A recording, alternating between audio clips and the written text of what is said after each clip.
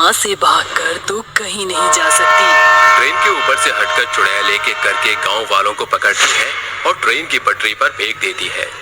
जिसे भी वो ट्रेन की पटरी पर फेंकती उसका शरीर अपने आप ट्रेन की पटरी के अंदर चला जाता, लेकिन उनकी मुंडी ट्रेन की पटरी पर ही रह जाती। कहाँ जा रहे हो? मुझसे बचकर तुम कहीं नहीं जा सकते। आज तुम्हारी मौत तुम्हारे सामने खड़ी है। देखती हूँ कब तक भागोगे। मुझे छोड़ दो, मुझसे बहुत बड़ी गलती हो गई। मैं अपनी गलती की तुमसे माफी मांगती हूँ। आज के बाद मैं कभी ऐसा नहीं करूंगी। मुझे छोड़ दो। तूने मुझसे मेरा प्यार छीना और मेरा परिवार, अब मैं तुझे नहीं छोड़ूंगी।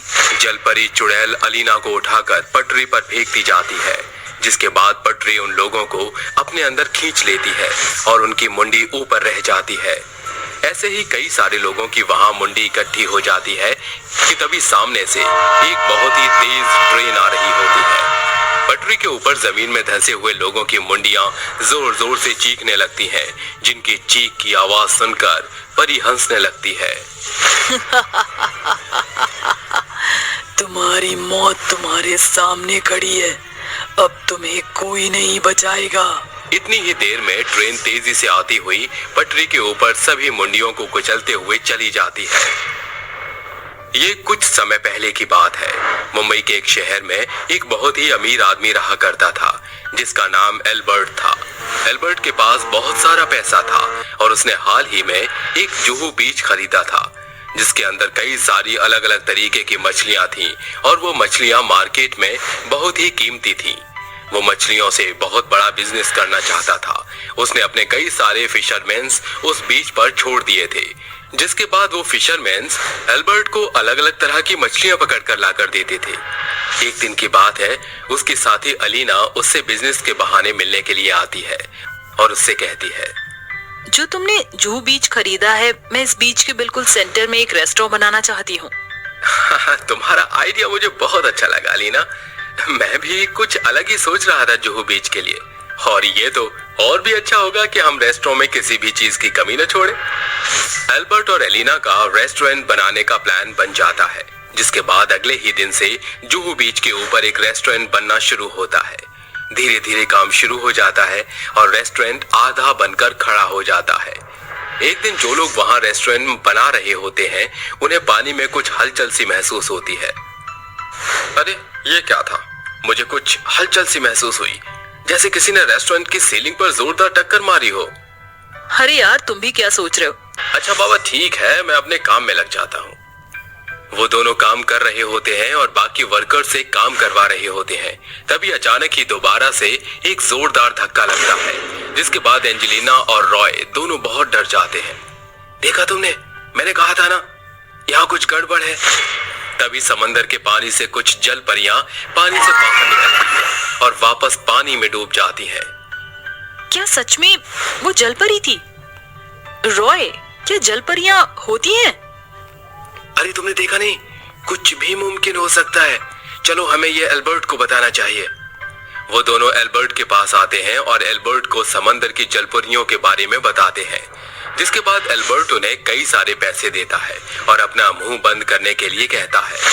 जिसके बाद रॉय रेस्टोरेंट का काम बंद करवा देता है और हर रोज रात के समय जलपरियों को देखने के लिए समंदर की सैर करने जाता है, लेकिन उसे कभी भी कोई जलपरी दिखाई नहीं देती। वहीं दूसरी तरफ एलिना इस बात से बहुत ज्यादा गुस्सा हो जाती है कि एल्बर्ट ने समुद्र के बीचों बीच रेस्टोरेंट का काम रुकवा दिया, जिसकी वजह से उन दोनों के बीच में लड़ाई भी हो जाती है। लेकिन एल्बर्ट उसकी एक नहीं सुनता। ऐसे ही वो एक दिन समुद्र के बीचों बीच अपनी बोट पर बैठा हुआ एक गाना गा रहा होता है। तभी वहां समंदर के अंदर से एक बहुत ही सुंदर जलपरी बाहर निकलती है और एल्बर्ट को देखकर उससे पूछती है, तुम कौन हो और यहाँ क्या कर रहे हो? मैं जानती हूँ कि तुम्हारा इरादा ठीक नहीं है और तुम हम समुद्र के प्राणियों को नुकसान पहुँचाना चाहते हो। जलपरी को देखकर एल्बर्ट बहुत खुश हो जाता है, जिसके बाद वो उसे कहता है, तुम मुझे गलत समझ रही हो। मैंने तो यहाँ पर हो रही काम को भी रुकवा दिया, इसलिए ताकि तुम लोगों को कोई परेशानी ना हो। मैं तुम्हारा बुरा नहीं चाहता। एल्बर्ट की बात सुनकर जलपरी बहुत खुश होती है, जिसके बाद जलपरी और एल्बर्ट पूरी रात एक दूसरे से बात करते रहते हैं। एल्बर्ट हर रोज रात के समय जलपरी से मिलने के लिए समंदर में पहुंच जाता है। वहीं दूसरी तरफ एलिना एल्बर्ट के समुद्र के काम को रुकवाने की वजह ढूंढ रही होती है, जिसके बाद रॉय और एंजेलिना एलिना को पूरा सच बता देते हैं, जिसे सुनकर एलिना के अंदर लालच आ जाता है और वो कई सारी शिप और फिशरमैन्स को लेकर समुद्र में पहुंच जाती है और वहां की सभी जलपरियों को पकड़ने की कोशिश करती है।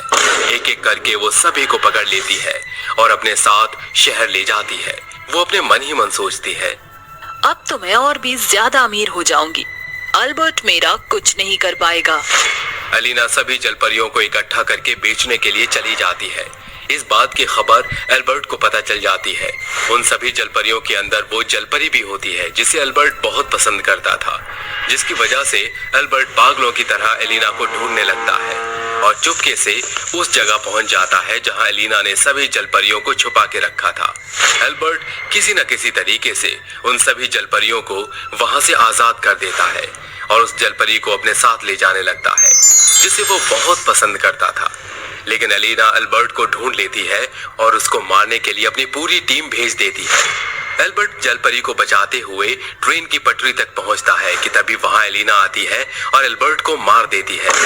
वहीं वो जलपरी को पटरी से बांध देती है, जिसके बाद अचानक से एक ट्रेन बहुत ही तेजी से आती है और जलपरी को कुचलकर वहां से चली जाती है, जिसके बाद जलपरी की आत्मा को शांति नहीं मिलती और वो एक चुड़ैल बन जाती है और वहां आने वाले हर एक आदमी को मारने लगती है। कोई नहीं बचेगा, मैं सबको मार दूंगी। जलपरी की चुड़ैल का आतंक बहुत बुरी तरह फैल जाता है, जिसके बाद जो भी जलपरी को ट्रेन की पटरी के पास देखता है उसे पकड़कर ट्रेन की पटरी पर फेंक देती है और उसे ट्रेन द्वारा कुचलवा देती है। ऐसे ही एक दिन एलिना विदेश जाने के लिए अनजाने से उसी रेलवे स्टेशन की पटरी के पास खड़ी होकर ट्रेन का इंतजार कर रही थी। हे भगवान, ये ट्रेन इतनी लेट क्यों है, कुछ समझ नहीं आ रहा। तभी जलपरी चुड़ैल की नजर एलिना पर पड़ती है, जिसके बाद वो अपना बदला लेने के लिए सीधा उसके सामने प्रकट हो जाती है और जोर जोर से हंसने लगती है। आज तो मैं तुझसे अपना बदला ले ही लूंगी, अब तू मुझसे बचकर कहाँ जाएगी।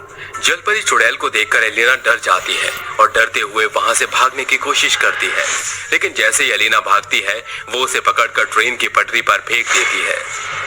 तूने सब कुछ बर्बाद कर दिया, अब देख मैं तुझे कैसे बर्बाद करती हूँ। सामने से बहुत ही तेजी से ट्रेन आ रही है, अब तो उस ट्रेन के नीचे कुचल जाएगी। ये देखकर मुझे बहुत मजा आएगा।